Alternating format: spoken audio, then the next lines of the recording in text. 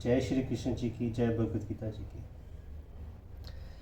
यहाँ ये जिज्ञासा होती है कि यदि इस प्रकार अभ्यास योग में भी ना कर सकूँ तो मुझे क्या करना चाहिए। इस पर कहते हैं, अभ्यास से पै समर्थोसी मत कर्म परमो भव मत धर्मपि कर्माणि कुर्व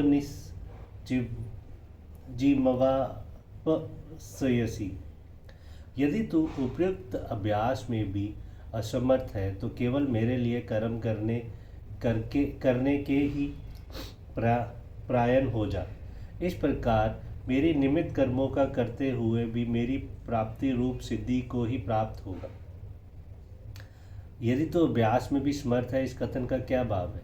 इससे भगवान ने यह भाव दिखलाया है कि यद्यपि तुम्हारे लिए वस्तुत मन लगाना या उपरोक्त प्रकार से अभ्यास योग के द्वारा मेरी प्राप्ति करना कोई कठिन बात नहीं है। तथापि यदि तुम अपने को इसमें असमर्थ मानते हो तो कोई बात नहीं, मैं तुम्हें तीसरा उपाय बतलाता हूँ। स्वभाव भेद से भिन्न भिन्न साधकों के लिए भिन्न भिन्न प्रकार के साधन ही उपयोगी हुए करते हैं। मतकरण शब्द कौन से कर्मों का वाचक है और उनके परायण होना क्या है।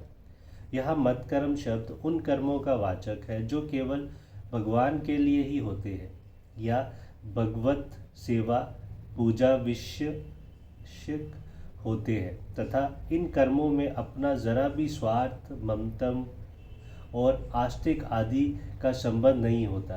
11वें अध्याय के अंतिम श्लोक में भी मतकर्म कृत पद में मतकर्म शब्द आया है, वहाँ भी इसका व्याख्या की गई है। एकमात्र भगवान को ही अपना परम आश्रम और परम गति मानना और केवल उन्हीं की प्रसन्नता के लिए परम श्रद्धा और अनन्य प्रेम के साथ मन, वाणी और शरीर से उनकी सेवा, पूजा आदि यज्ञ, दान, तप आदि शास्त्र विहित कर्मों को अपना कर्तव्य समझकर निरंतर करते रहना, यही उन कर्मों के प्रयाण होना है। मेरे लिए कर्म करते हुए भी मेरी प्राप्ति रूप सिद्धि को प्राप्त हो जाएगा। इस वाक्य का क्या अभिप्राय है। इससे भगवान ये भाव दिखलाया है कि इस प्रकार कर्मों को करना भी मेरी प्राप्ति का एक स्वतंत्र और सुगम साधन है।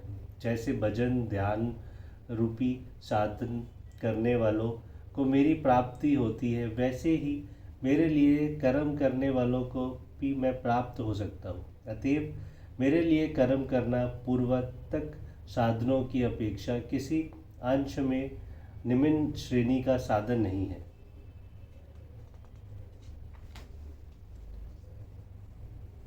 जय श्री कृष्ण जी की जय, भगवद गीता जी की। हरे कृष्ण।